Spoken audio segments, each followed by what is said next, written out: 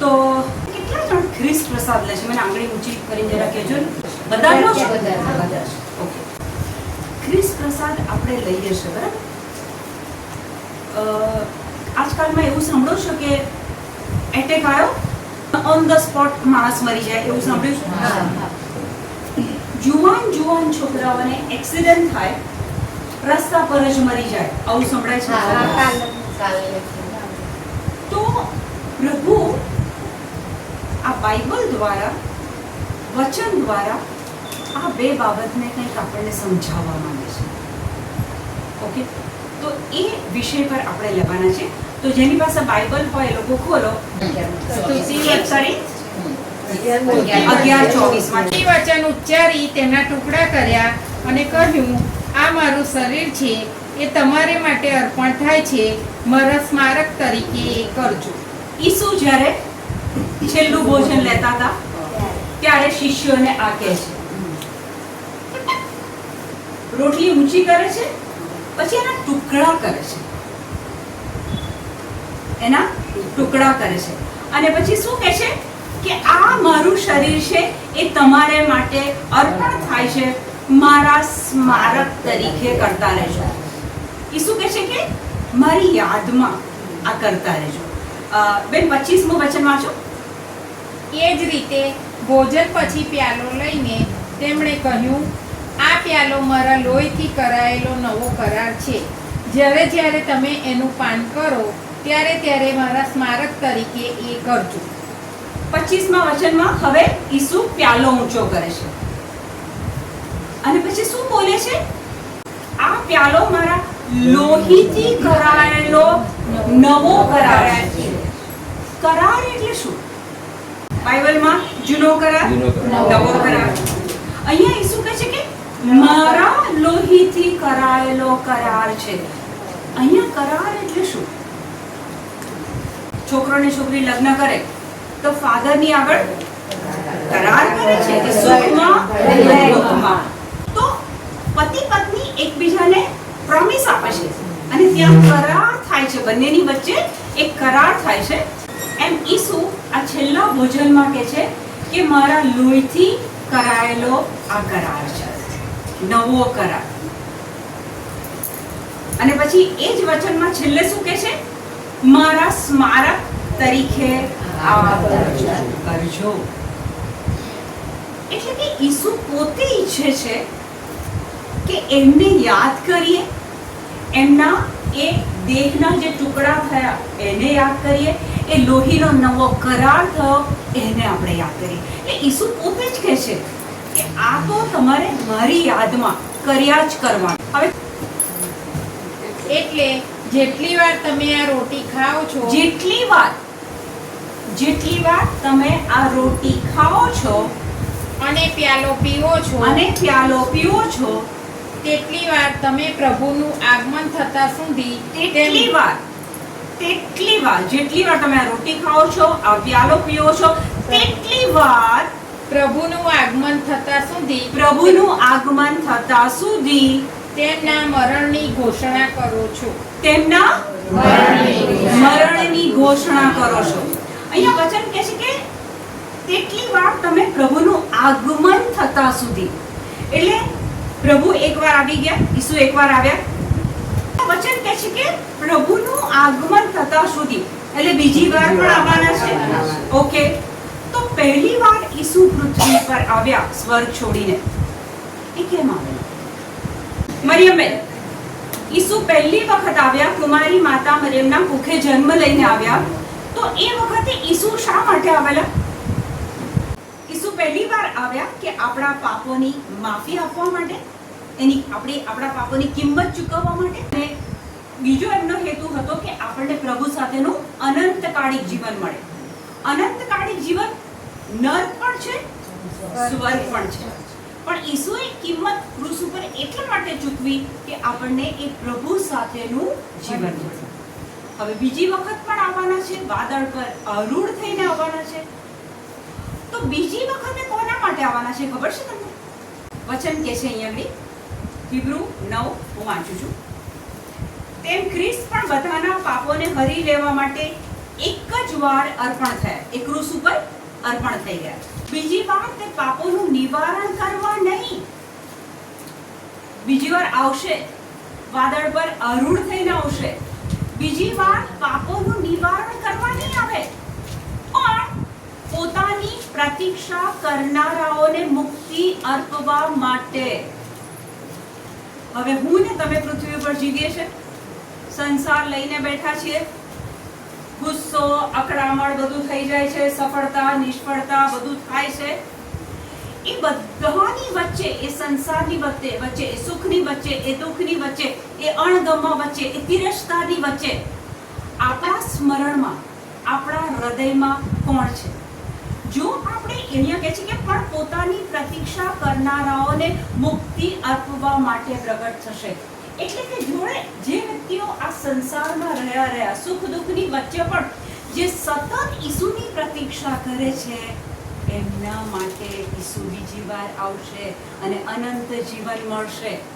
Okay, તો એ અનંત જીવન માટે અહીંયા ઈસુ આપણને કહે છે કે રોટલીના ટુકડા કરે છે, કે છે આ મારો દેહ છે ને મારા સ્મારકમાં કરજો.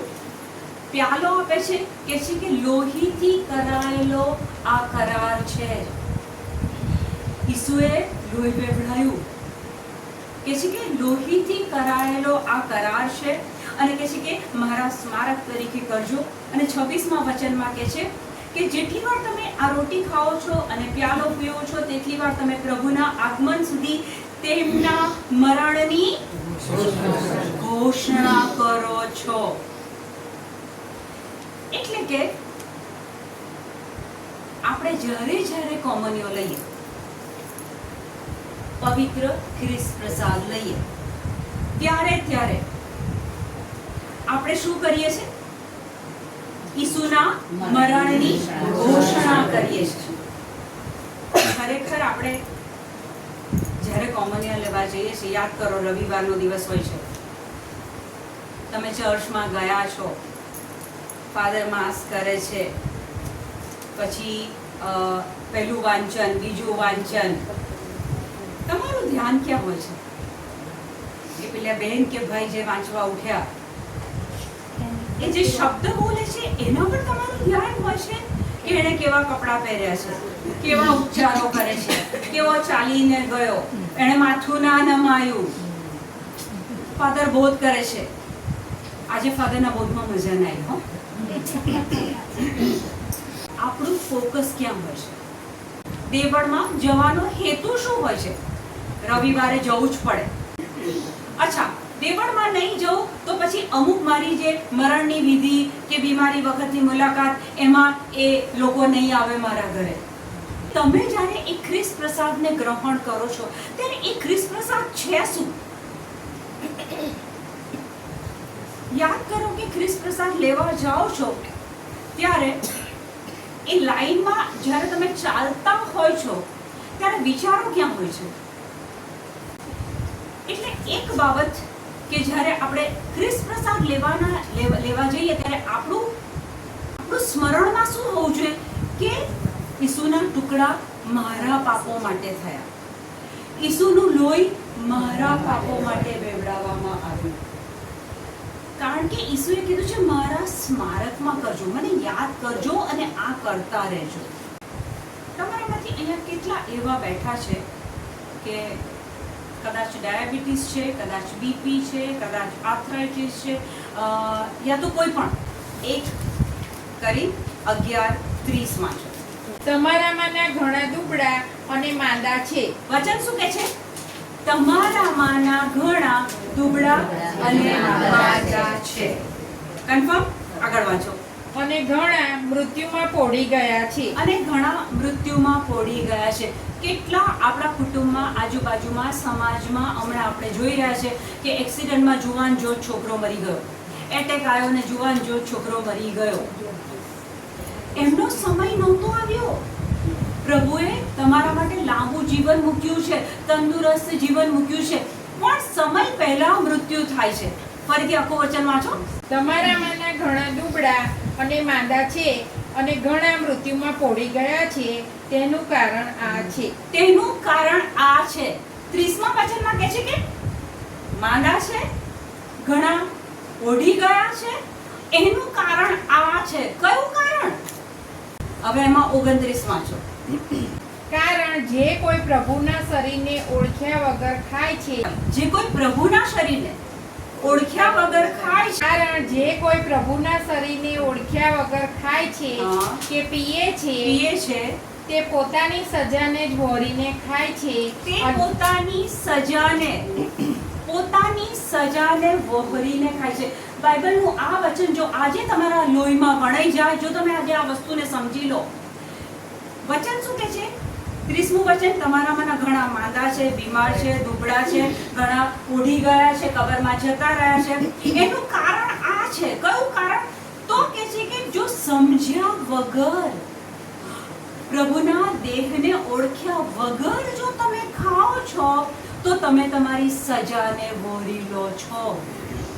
એનો અર્થ એ થયો કે તમે લોકો બધા ખ્રિસ્ત પ્રસાદ લો છો અને તે છતાં પણ તમારા શરીરમાં કોઈ ના કોઈ બીમારી બતાવે છે.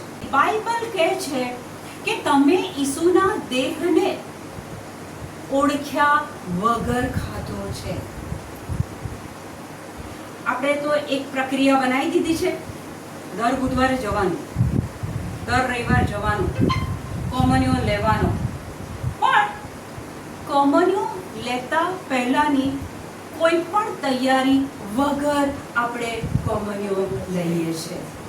અને કોમન્યાની તૈયારીમાં શું કહે છે કે તમે એ ઈસુને સ્મરણ કરો, એ ક્રુસ પરના ઈસુને તમે સ્મરણ કરો કે મારા માટે ઈસુનો આ દેહ ગવાયો, એના ટુકડા થયા, મારા માટે એ ઈસુનું લોહી વહેવડાવવામાં આવ્યું. અને જ્યારે જ્યારે તમે એ કોમન્યો લો છો, એ ખ્રિસ્ત પ્રસાદ લો છો, ત્યારે તમારા તરફથી એ ઈસુના મરણની ઘોષણા થવી જોઈએ. કોમન્યો લેવા જાય છે ત્યારે ક્યાંય દૂર દૂર સુધી ઈસુનું લોહી, ઈસુના ઘા, ઈસુના મરણની ઘોષણા તમારા મગજમાં, હૃદયમાં, વિચારોમાં આવે છે. અને વચન કહે છે કે ઘણા દુબળા અને માંદા અને પોઢી ગયા છે. કદાચ કારણ એ જ છે કે આપણે ઈસુના દેહને તો લઈએ છે, ઓળખ્યો નથી, એને સમજ્યા વગર આપણે ખાઈએ છે. બહુ જ મોટી બાબત છે. એટલે કે આપણે ઈસુને, એના દેહને ઓળખ્યા વગર ખાઈએ છીએ. અને એને ઓળખ્યા વગર ખાઈએ છીએ એટલે આપણા શરીરમાં, આપણા જીવનમાં, આપણા સ્વાસ્થ્યમાં, આપણી તંદુરસ્તીમાં એ કોઈ અસર કરતું નથી. ઇઝરાયેલીઓ જ્યારે મિસરમાંથી બહાર નીકળે છે ત્યારે પ્રભુએ મોશેને કીધેલું કે એક ઘેટું મારજો અને પછી તમારા દરવાજા પર લગાવજો એનું લોહી. અને પ્રભુએ કીધેલું મોશેને કે એ તમારે ખાઈ જવાનું, કુટુંબવાર તમારું એ ઘેટું ખાઈ જવાનું. ઘેટું ખાવાનું કીધેલું યાદ છે? પછી એ લોકો ત્યાંથી નીકળ્યા. પછી 40 વર્ષ ચાલે છે. કેટલા વર્ષ? 40 વર્ષ ચાલે છે. અને તમે એ વર્ણનમાં વાંચજો, એ લોકોના પગે સોજા નથી આવ્યા, પગે ફોલ્લા નથી પડ્યા, એમના પગરખા ઘસાયા નથી, એમના ઢીંચણમાં દુખાવા થયા નથી, એ લોકો બિલકુલ બીમાર પડ્યા નથી. તો એ પ્રભુની આજ્ઞા અનુસાર જે ઘેટું ખાધેલું, ઘેટાનું માંસ ખાધેલું, એ લોકો રસ્તામાં બીમાર પડ્યા નથી. એ ઘેટાને વધેરવામાં આવેલું અને પ્રભુની આજ્ઞા અનુસાર એ લોકોએ ખાધું અને તંદુરસ્ત રહ્યા. હવે જૂનો કરાર એ પડછાયો કહેવાય અને નવો કરાર એ હકીકત કહેવાય. હવે જૂના કરારમાં ઘેટું ખાવાથી આખા રસ્તામાં એ લોકો તંદુરસ્ત રહ્યા. નવા કરારમાં ઈશ્વરનું ઘેટું પ્રભુ ઈસુ ખ્રિસ્તને વધેરવામાં આયા ક્રુસ ઉપર. અને ઈસુએ છેલ્લા વખતે કીધું, ટુકડા કર્યાને કીધું કે આ મારો દેહ છે, લોહીથી કરાયેલો મારો કરાર છે. જ્યારે આપણે એ ખાઈએ, એમનો દેહ શરીરમાં લઈએ, પણ જો તૈયારી વગર, ઈસુને ઓળખ્યા વગર જો આપણે લઈએ તો એ બીમારી આવે. પણ જો એ ઈસુને ઓળખીને આપણે લઈએ, એ સ્મરણમાં રાખીને આપણે લઈએ, ઈસુના સાથેના સંબંધને મજબૂત કરીને આપણે લઈએ, ત્યારે એ સાદા ઘેટું, એટલે કે એક પ્રાણીના બલિદાનથી લોકો બીમાર નતા પડ્યા, તો આ ઈશ્વરનો પુત્ર એના બલિદાનથી, એના દેહને ગ્રહણ કરવાથી શું આપણા શરીરમાં કોઈ બીમારી આવી શકે?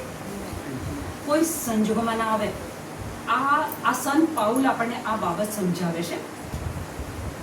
અને સંત પાઉલ કરિન્થવાસીઓ વિશે વાત કરે છે. કરિન્થના લોકો એ આવી રીતના ઈસુના મૃત્યુ પછી અને ઈસુના પુનરુત્થાન પછીની વાત છે કે કરિન્થના લોકો રવિવારે આવી રીતના ભેગા થાય, પ્રાર્થના કરે, પ્રેઝ એન્ડ વર્શિપ કરે, અને પછી એ રોટીના ટુકડા કરે અને બધા ખાય. પણ એ વખતે વચન કહે છે કે એ લોકો માંદા પડતા હતા, દુબળા હતા, પોઢી ગયા હતા કબરમાં. તો સંત પાઉલ આપણને એ કરિન્થવાસીઓના એક્ઝામ્પલથી શીખવાડે છે. એ વખતે કરિન્થવાસીઓમાં શું હતું ખબર છે? બે ભાગ પડી ગયા, અમીર લોકો અને ગરીબ લોકો. હવે આપણે ચર્ચમાં માનો કે જઈએ તો ચર્ચમાં પણ ક્યાંક આવી સ્થિતિ આપણે જોઈએ છે. બે વર્ગ પડી જાય, અમીર વર્ગ અને થોડું જરા આર્થિક રીતે નબળો વર્ગ પર. તો એ કરિન્થવાસીઓમાં પણ આવું જ હતું કે આ કરિન્થવાસીઓ જ્યારે પ્રભુ ભોજન કરવા બેસતા હતા ત્યારે બે વર્ગ પડી જતા હતા, ગરીબ અને અમીર. તો એ લોકો ઘરેથી જમવાનું બનાવીને લાવે. એટલે અમીર લોકો સારી વાનગીઓ લાવે, મોંઘી વાનગીઓ લાવે, અને પેલા ગરીબ લોકો પાસે યા તો ના હોય યા તો સિમ્પલ સાદું કંઈક ભોજન. તો એ વખતે ત્યાં બે ગ્રુપ પડી જાય, ગરીબો અલગ બેસે, અમીરો અલગ બેસે. અમીર પોતાની વાનગીઓ દ્વારા બતાવે કે અમે કેવા. એટલે કે એનો અર્થ એ થયો, બે ભાગ પડી ગયા. અમીરો સારી વાનગીઓ લાવે, એ ગરીબની સાથે ના બેસે. તો ત્યાં આગળ શું થતું હતું કે એ જે પ્રભુ ઈસુના મૃત્યુ પછી એ જે રોટી તૂટે અને એ કરારનો પ્યાલો પીવામાં આવે, એનું મહત્વ જ નહોતું. મહત્વ હું હોશિયાર, હું મોટો, મારી પાસે આ, મારા કપડા સારા, મારા ફેમિલીમાં આવું, એ વસ્તુ ત્યાં બનતી. અને એટલે એમાં 20મું વચન વાંચો ને. એટલે તમે જ્યારે ભેગા થાવ છો ત્યારે પ્રભુ ભોજન જેવું નથી હોતું. રવિવારે આપણે ચર્ચમાં જઈએ છે, મોટા ટોળામાં જઈએ છે. આણંદનું દેવળ તો પુષ્કળ પબ્લિક. વચન શું કહે છે? ફરીથી વાંચો. એટલે તમે જ્યારે ભેગા થાવ છો, તમે જ્યારે ભેગા થાવ છો પ્રભુ ભોજન લેવા માટે, ખ્રિસ્ત પ્રસાદ લેવા માટે, તમે જ્યારે ભેગા થાવ છો ક્રિસમસ પર, ઈસ્ટર પર, ગુડ ફ્રાઈડે પર, કેટલી પબ્લિક હોય છે? વચન શું કહે છે? ફરીથી વાંચો. એટલે તમે જ્યારે ભેગા થાવ છો ત્યારે પ્રભુ ભોજન જેવું નથી હોતું. તમે જ્યારે ભેગા થાવ છો ત્યારે પ્રભુ ભોજન જેવું તો કશું હોતું જ નથી. પવિત્ર ખ્રિસ્ત પ્રસાદ જેવું તો કશું હોતું જ નથી. તો ત્યાં આપણને આ વચન યાદ કરાવે છે કે તમે જ્યારે પ્રભુ ભોજન લેવા ભેગા થાવ છો ત્યારે પ્રભુ ભોજન જેવું તો કશું હોતું જ નથી. ઈસુનું તો મહત્વ જ નથી, એના બલિદાનનું તો કોઈ મહત્વ જ નથી, એના લોહીનું કોઈ મહત્વ નથી, એને તમારી કિંમત ચૂકવી છે એ તો બધું સ્મરણમાં છે જ નહીં. મારી ડિગ્રી, મારો પગાર, મારી કાર મોટી, હું હોશિયાર, હું ચર્ચની કમિટીમાં, હું કોયરમાં, મ્યુઝિકમાં હું આગળ, મહિલા મંડળમાં હું પ્રેસિડેન્ટ. આજે તમને પ્રભુ આજનો દિવસ તમારા માટે પસંદ કર્યો છે. જ્યારે દેવળમાં જઈએ, જ્યારે પ્રભુ ભોજન લેવા જઈએ, જ્યારે ખ્રિસ્ત પ્રસાદ લેવા જઈએ, ત્યારે માત્ર ને માત્ર એ યાદ કરવાનું કે મારા પાપો માટે ઈસુના ટુકડા થયા, મારા પાપો માટે ઈસુનું લોહી વહેવડાવવામાં આવ્યું. ડોક્ટર એક રિપોર્ટ આપી દે કે તમને આ રોગ છે અને જીવનના છેલ્લા શ્વાસ સુધી તમારે ગોળી લેવી પડશે. એટલે પહેલો વિચાર તમારા મનમાં શું આવે? જો હું દર બુધવાર દેવળમાં જતી હતી, દર રવિવાર દેવળમાં જતી હતી અને મહિલા મંડળનું આટલું કામ કર્યું અને તોય મને પ્રભુએ આ રોગ આપ્યો, આવો વિચાર આવે છે કે નહીં? પણ વચન શું કહે છે કે દુબળા અને માંદા કેમ છે? કારણ કે ઈસુના દેહને ઓળખ્યો નથી. એને ઓળખ્યા વગર આપણે ગ્રહણ કરીએ છીએ. એક રૂટીન બનાવી દીધી છે, પરંપરા બનાવી દીધી છે. માર્કનો અધ્યાય ચોથું ચેપ્ટર, એમાં ઈસુ 4 પ્રકારની જમીનની વાત કરે છે. તો પહેલા પ્રકારની જમીન કઈ હતી ખબર છે? પગથી પર પડેલા બી. પગથી પર પડેલા બી એટલે કેવું? એ જમીન એકદમ કઠણ. જેવા બી પડે કે પેલો પંખી આવીને એને ઉપાડી જાય. એટલે કે જેવા તમારા હૃદયમાં વચન પડે કે પેલો શૈતાન આવીને ઉપાડી જાય. કઠણ જમીન છે, અંદર ગયા નથી, એટલે પેલો ઉપરથી જ ઉપાડી જાય છે. અત્યાર સુધી તમે ખૂબ રિટ્રીટો અટેન્ડ કરી છે, કોટા બી જઈ આવ્યા હશો ને બધું જ, પણ એ દાણા ક્યાં પડ્યા? તમારું હૃદય એટલે ત્યાં ઈસુ કહે છે 4 પ્રકારની જમીન એટલે 4 પ્રકારના હૃદયો. એક સ્ત્રી એવી હોય કે જેનું હૃદય કઠણ છે, પ્રભુના વચન પડ્યા અને શેતાન ઉપાડી. બીજી સ્ત્રી એવી છે, એનું હૃદય કેવું છે ખબર છે? પથ્થર. એક પથ્થર હોય, એના પર સહેજ માટી હોય, દાણો ત્યાં અમુક પડ્યો હોય તો ઉગી તો જાય, પણ માટી નથી ને, એટલે સુકાઈ જાય. ઊંડા મૂળિયા જાય નહીં અને સુકાઈ જાય. તો એ બીજા પ્રકારનું હૃદય થયું. ત્રીજા પ્રકારનું હૃદય કહું ખબર છે? કાંટા અને ઝંખરા વાળી જમીન, કે જ્યાં દાણા પડે, ફણગા બી ઉગે, પણ જેવું એ ઉગે ને કાંટા ઝંખરાના લીધે એ વિકાસ રોકાઈ જાય. અને કાંટા ઝંખરા એટલે શું ખબર છે? રોજની ચિંતાઓ, ધનની માયા, લાલસાઓ.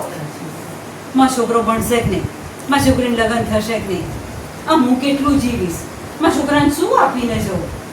અરે પ્રભુ કહે છે મેં તમને જન્મ આપ્યો છે, શું તો હું તમને ને તમારા બાળકોને પૂરું નહીં પાડું? પેલા 5 રોટલા ને 2 મચ્છીમાંથી આટલા બધા ખવડાવો છો, હું તમારા બાળકોને નહીં આપું? પ્રભુ આપણા હૃદયને કોમળ બનાવવાનું કહે છે. અને ચોથા પ્રકારનું હૃદય એટલે પોચું અને ફળદ્રુપ હૃદય.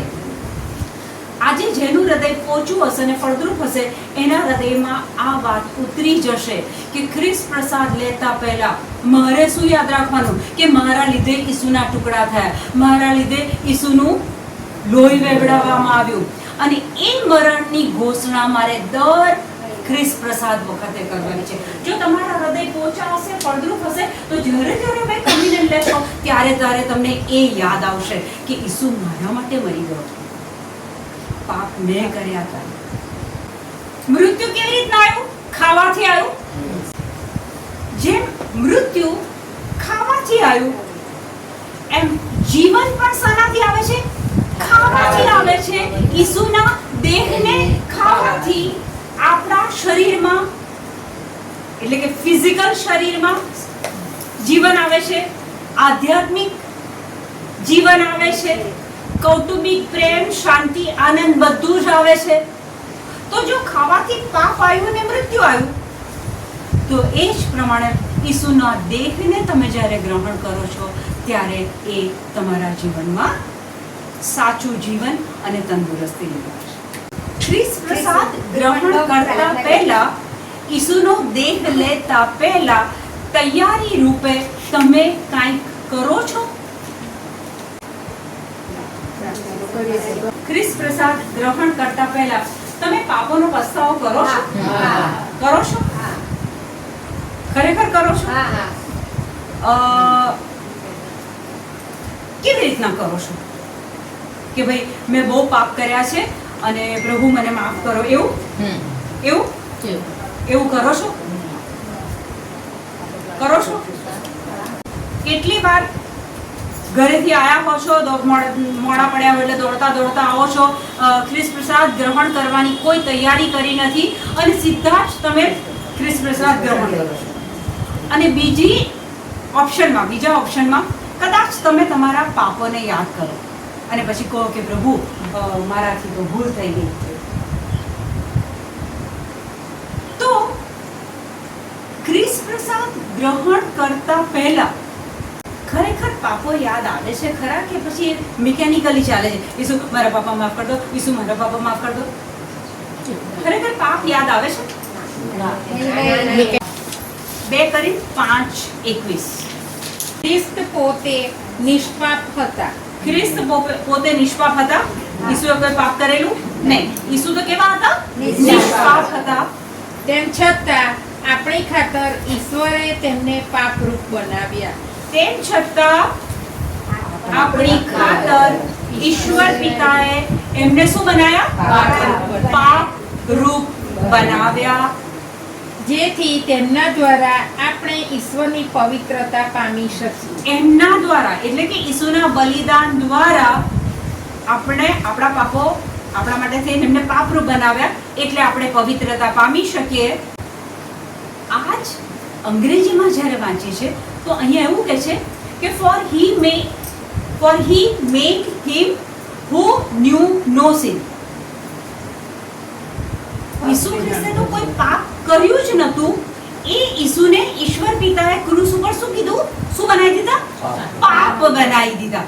જ્યારે ઈસુ ક્રૂસ પર હતા ને ત્યારે મારા અને તમારા પાપ જે ભૂતકાળમાં કર્યા છે, હમણાં બી ક્રિયા ચાલુ છે અને છેલ્લા શ્વાસ સુધી, કારણ કે આપણે માટીના બનેલા છીએ એટલે આપણે પાપ કરવાના છીએ. તો આપણા એ બધા પાપો એ વખતે ઈસુ જ્યારે ક્રૂસ પર હતા ત્યારે આપણા પાપો ઈસુના શરીરમાં હતા. ઈસુ પોતે જ પાપ બની ગયા મારા અને તમારા માટે. હવે ખ્રિસ્ત પ્રસાદ લેવા જતા પહેલા આપણે જો આ યાદ કરીએ કે ઈસુ તમારા લોહીમાં મારા પાપ તો ધોવાઈ ગયા છે અને ઈસુ તમે મારા વતી પાપ બની ગયા. હવે ઈસુ મારા પાપો તમે ધોઈ કાઢ્યા છે, મારા લીધે તમારા ટુકડા થયા છે, લોહીનો નવો કરાર કર્યો છે. ઈસુ હવે તમારા દેહને હું લેવા જાઉં છું.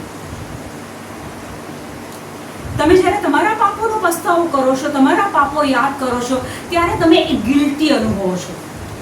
એક મેં પાપ કર્યું, મારાથી ભૂલ થઈ ગઈ. એની જગ્યાએ ફોકસ બદલી કાઢો. ક્રૂસ ઉપર મારા માટે ઈસુ પાપ બની ગયા, એમણે લોહી વેવડાયું, એમના લોહીમાં મારા પાપ ધોવાઈ ગયા. ક્રૂસ પરથી ઈસુ કહે છે પિતા આ લોકો શું કરે છે એનું એમને ભાન નથી, માટે માફ કરો. ઈસુ આપણા વતી પાપની માફી માંગી લે છે. તો કોમોન્યો જ્યારે લેવા જઈએ ત્યારે એ ઈસુના કર્મની કબૂલાત કર્યાને પછી જ્યારે આપણે એ દેહને લઈએ ત્યારે આપણો ભાવ કેવો બદલે છે? હું પાપી છું. ઈસુએ પાપ ધોઈ નાખ્યા છે. એને સ્મરણમાં લાવો, એને યાદ કરો, એને કબૂલ કરો, ઈસુના મરણની ઘોષણા કરો. બોજો લઈને ઈસુનો દેહ લેવા ના જશો. એને તમારા પાપો ધોઈ કાઢ્યા છે, બધાના પાપો ધોઈ કાઢ્યા છે. ખ્રિસ્ત પ્રસાદ એક વિધિ નથી, દેખાદેખીનો આપણું પ્લેટફોર્મ નથી.